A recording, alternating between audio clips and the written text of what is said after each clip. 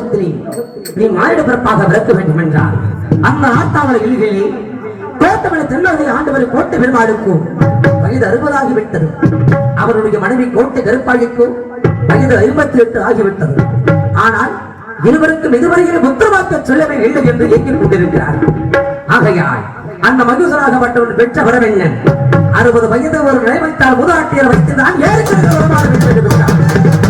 ஆகையால் கோட்டை பெருமாளுக்கும் கோட்டை கருப்பாளுக்கும் தாங்கள் ஒரே பிரசவத்தில் 7 பெண்மக்களாக பிறக்க வேண்டும்.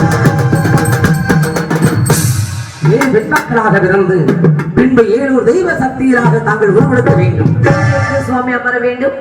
எங்கெங்கு அமர வேண்டும் என்றால் முதல் பிறப்பாக அந்த நாத்தாமலை எல்லையில் குதிகொண்டு மக்களது வேடிகளே பெரியம்மையிலும் நம்மை பார்த்து குடியிருக்கக்கூடிய நாத்தாமலை இரண்டாவது